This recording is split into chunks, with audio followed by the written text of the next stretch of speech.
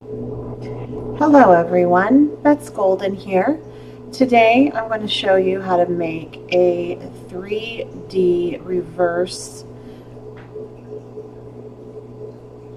canvas picture. Sorry, I had a brain fart. First thing you need to do is you need to gesso the entire canvas. I'm gessoing the entire canvas because first of all, my canvas is exceptionally cheap. I think I paid $2 for it. And the gesso just allows the paint that I'm going to be using and the other mediums and adhesive just to go on really, really nicely. This gesso I think I picked up at Michael's. It really any will do, so I don't have a particular brand that I favor, but I just wanted a really nice coverage. So I rotate the canvas over and I just make sure I get in all those nooks and crannies and the staples. The staples actually ended up really bothering me on this, and I did the frame treatment at the end because of it, and that ended up being the best thing, the frame treatment. So now I'm going to go ahead and add in this Spark color by Prima, and I waited for the gesso to dry on the canvas. I'm just doing it on the inside of the frame. My theme for this is Southwest Christmas, so naturally we dream of winter and snowflakes. Well, some of us do, some of us don't, but in reality it's more like spring. So my canvas is going to be reflecting that, or at least that is my intention. I rotate that a few times around just to make sure I have a really good coverage of the blue on the inside of that canvas. And again, this is just a reverse canvas technique. It allows it to be a 3D type mixed media art that's really cool.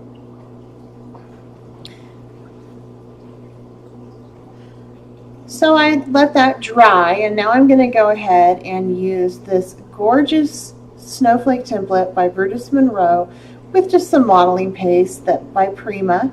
You can use any modeling paste you want on this. I have really no preference. TSW makes a really nice one that's really fluffy and light and goes on nice. But for this, I'm just using my Prima because I have a lot of it and it was just right there. I'm applying this relatively even.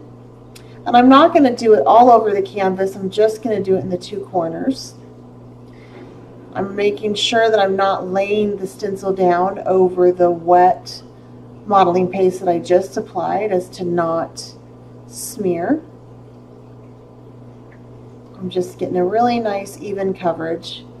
And I'm going to be covering up the majority of this background with my flowers, but I wanted there to be a hint of some winter there besides my Santa and Mrs. Claus.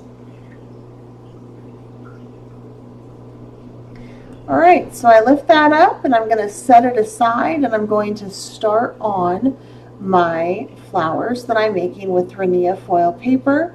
This is the Jolly Variety pack. It's a great card making pack. It has red, silver, and green in the glossy flat, and then also the star burst. I'm using an embossing folder that I have from Kettell, and I'm going to go through and just emboss and also cut out my flowers, or one of my flowers, with the Rinea waffle cuts that create a beautiful star if you use them all together, but we're just going to use 3. So there we are with the embossing powder, the embossing files. I love the Rinea. It's a foiled paper. The inside is a nice cardstock, and it has foil on both sides. It really does a nice job embossing, and it does a nice job of doing die cuts. It's durable, beautiful, yet looks delicate. And I'm going to be using the medium one and 2 of the small circle waffle cuts, I believe, or waffle dies by Rinea. I believe that's what they were. So once I go ahead and get those die cut, I'm going to be following the directions on the back of the package to make my stars. I take a very sharp pencil and I simply just start rolling around each petal around the pencil. These make gorgeous bows for presents. They also make beautiful ornaments for your trees and centerpieces if you choose to make an entire star. I'm not even making really half of a star for this because I'm making a flower and it needs to be flat backed. And I'm rotating between what I roll, whether it's the red or gold side. So the first time I rolled the gold side, laid that down, and so the gold little points are out, and now I am I am rolling the opposite side. So it'll be really lovely when it's all put together. A lot of dimension and contrast, which is what I'm going for. I want this to be kind of a wild, crazy, beautiful, bold type mixed media project. So I'm just using a total of 3 stars. I'm using Beacon 3-in-1 adhesive. I was having a difficulty with this adhesive because it was pretty much down to the end of the bottle, but I like to use it all. And I simply just use my pencil to push those in. Now she's a little bit, there's some space between where she has to go and the flowers, so I am using leftovers of my glue dots. Well, they're not glue dots, they're the foam dots. Just cutting them apart, I'm folding them down, and I'm just smushing them in the center of that flower. And I'm going to actually take some more of my Beacon adhesive just to make sure she's on there good and sturdy, because she is going to be on the wall. And this is a clay resin piece by Lisa Kettell Designs. You should go check out her Etsy store. It's wonderful. Everything she does is hand painted, and she has a really gorgeous Christmas line.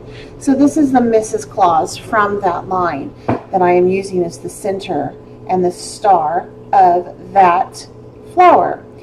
Now I'm going to go ahead and make one of my favorite kind of flowers to make. I think the reason why I like this is because they lay nice and flat, so I can mail them or put them in the scrapbook.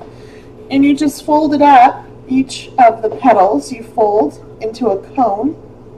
For this particular project, it doesn't matter if they are perfect on the bottom. As you can tell, I'm not being perfect, but I do go back and make some corrections with that. I fix them.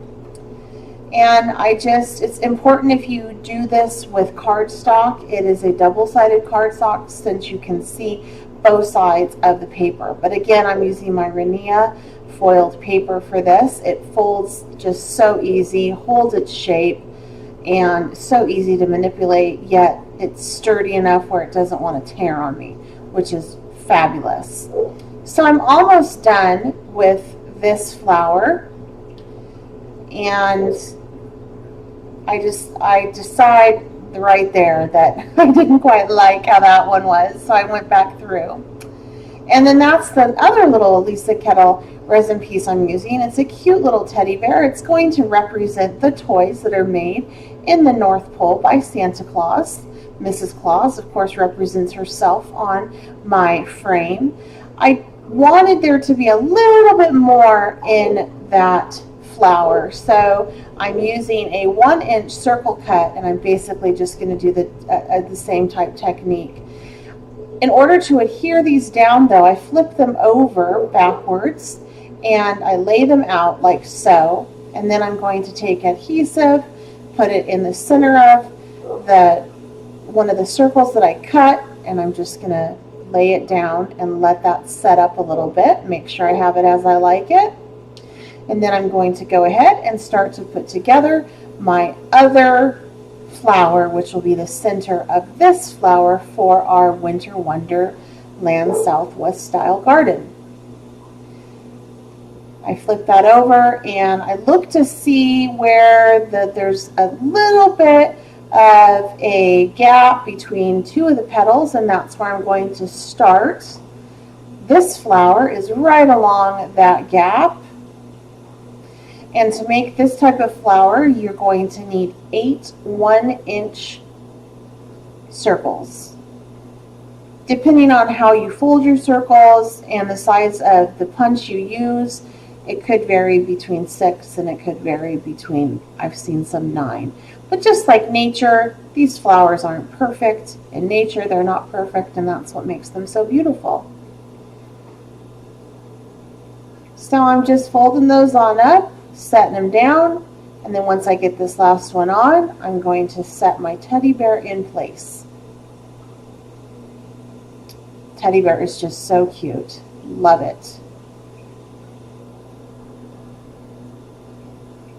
And we're still working with that beacon at this point, trying to get every last drop out of it. It's a wonderful adhesive, works great on mixed media projects. Okay, so the next thing we're going to do is a little elf by Kettell. I am actually using just some flowers from my stash that are green. I'm really trying to stick with that Christmas color, Christmas theme on this. And my little elf is going to be the center of that flower, because in the North Pole you have Mrs. Claus, you have elves, you have toys, and now we have our reindeer. So this reindeer is going to go on again with the center of this flower that is green. And I'm offsetting each layer just so you can see the bottom layer through, and it gives it some extra texture and dimension. And then my beautiful little woodland deer is going to be representing my reindeer. These are adorable. They come in a couple different colors, which is a lot of fun. Now I'm just trying to figure out how I want to place this on my frame. So I'm going to put my frame down. I'm just going to play for a few minutes here trying to figure out where I want to position everything. And I'm not liking it yet. And then I'm going to pull in the gorgeous Santa Claus that is also by Kettell. He is huge. You cannot go to the North Pole to Santa's workshop without Santa, right? Of course he has to be part of this. He is the man of the season. I decide that I like it better off on the corners like that, but those staples are really bothering me. So I'm going to get my flowers laid down. I'm using some Starbucks straws that I picked up as the stems. I thought that they would be perfect for this, and I really liked how they looked. I really love the 3D dimensional aspect of this. And I just cut them down, and again, I'm going to use that beacon to lay out those stems, my flower stems, and then I'll put my flower on after. I am laying my flat flower first because I can go ahead and have my other flowers that are poofy and have a bit more dimension to them on top of that, and it's not going to create any extra bulk or look weird. It will look really cute when I'm done. So always put your flat things down first. And like I stated before, you can't really, are hiding that background pretty good, so there is a hint of the snowflakes, which is what I wanted, but they're not running center stage.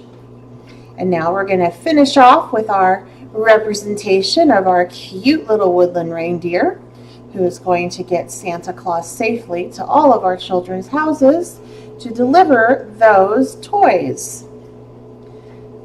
All right, now that I have that down, I want to put some grass down. We have green grass here in the desert.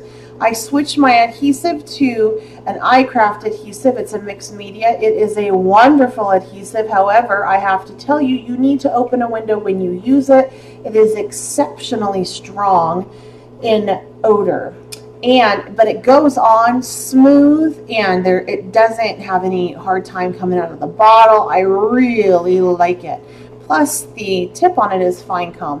What I'm doing right now is I am just cutting some grass with the Rinea foil. I'm using the Starburst, and it's really, at this point in time, it's a little bit too manicured. I want it to be a little bit more messed up than that, like real grass, so it needs more of a haircut, if that makes any sense. And I'll show you what I do with that. But I'm just going in, and I'm making a mistake by cutting over my picture, of course, because I'm going to get the little grass all over that. But I'm just going in, and now I'm going through and giving it that haircut where I sloppily go through and rotate my scissors and my Rinea foil paper around just to give it that grass look to it. give it that texture, make it look more like grass. And I'm poofing it up a little bit. I'm going to lay it down. So I lay out my wonderful adhesive, and this is actually a mixed media adhesive. It's just fantastic. I use a little bit of a tool to help me spread that nice and even so we don't get any bulk under the grass. And I lay that down on the bottom of the frame. Now, I thought that I would be done with this, but those staples are really bothering me and it just doesn't look finished. So I pull out of my stash these snowflakes that I got on clearance at Joann's for 99 cents. I got like 500 of them. So I had every intention at this point of using each and every one of these snowflakes on this frame. So I'm going to actually do a fin bar type style frame, which really ends up being, I think, just the topper on this mixed media canvas. It just ends up looking fantastic because of this process. Now, when you do this, you're going to lay down your snowflakes first. You're going to lay it down an even layer, and then you're going to go over it and do a second layer. And I end up adding in a few other things along the way. I do some big pearls that kind of represent snowballs and whatnot.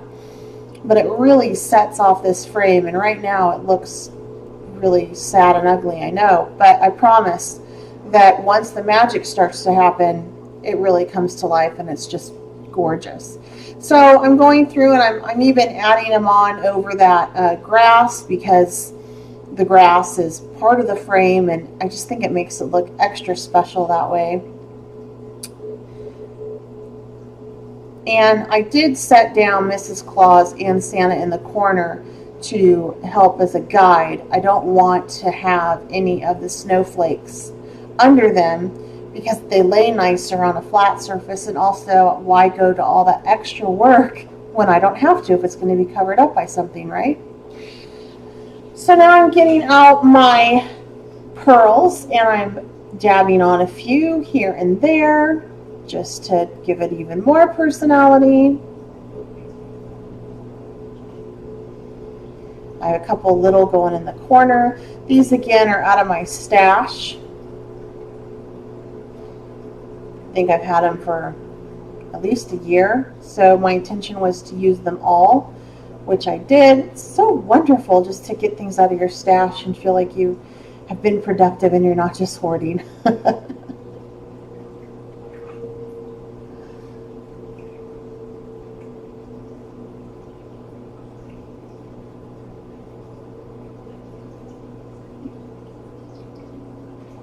And we're almost getting to the end with that.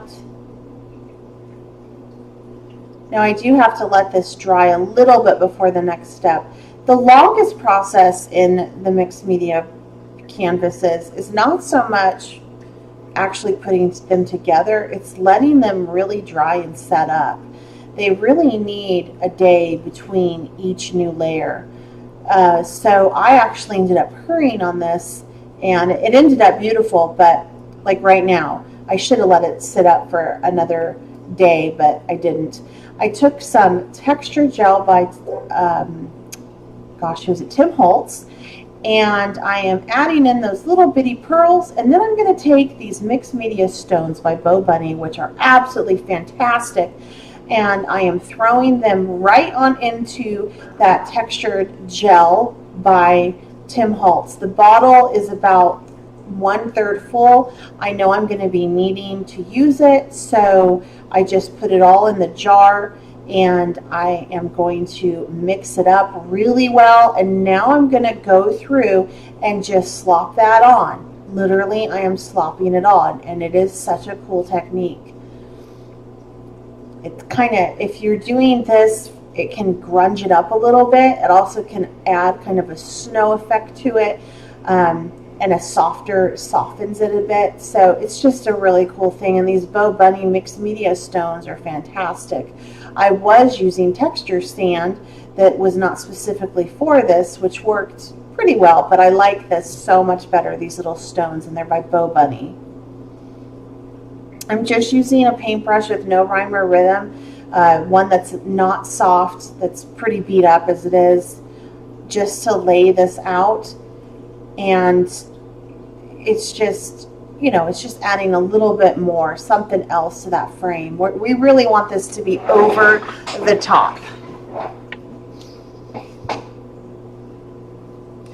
I do turn it so I can see it at multitudes of angles.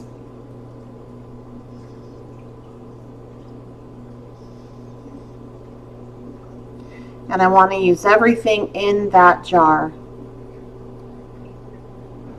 I was able to get something else out of my stash and get it used up, which is always exciting for me. So that's pretty cool. Okay, so from here, I need to let this dry. You can use a heat gun on it, but the heat gun won't get it entirely dry. So just keep that in mind when you start the next process.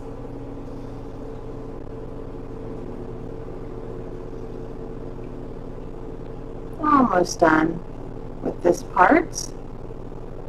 Oh yes, I forgot. I went back through and added little small different shaped snowflakes on top of some of those little mounds that I just built. And I'm going through and I'm just heat setting it a bit. Now I'm going to go back to my gesso and I'm going to cover the whole thing. I'm going to make it all white. This is when people start to doubt, like, what am I doing? I am ruining this beautiful piece of art. But you're not, because the magic is going to happen. So I just go on through and I get into all the nooks and crannies, making sure that there's not much, if any, silver or the pearl still showing. It all needs to be in a uniform manner. And this is really great with black gesso and the steampunk copper that I actually use on this. But for this particular piece, I went white because it is Christmas after all.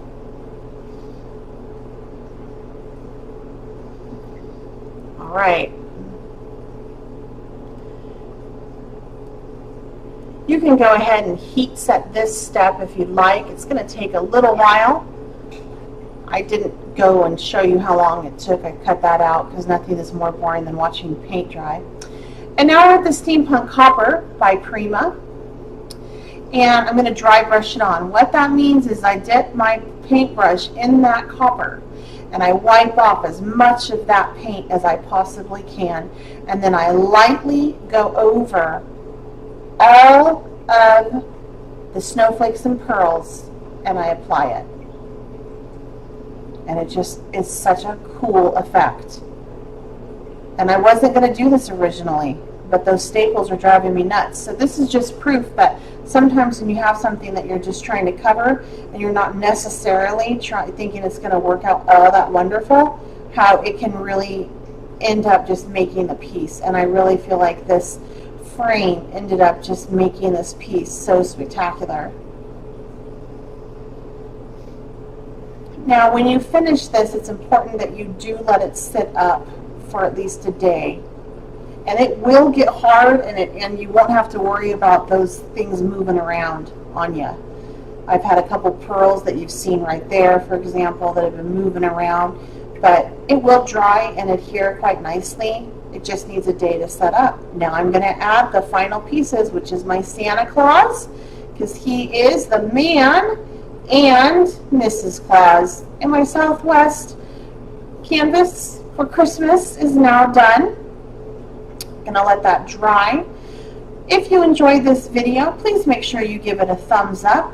Feel free to share it. Make sure you find me on Instagram under Betz Golden, BETZGOLDEN, as well as Facebook and my blog, scrappycafe.blogspot.com.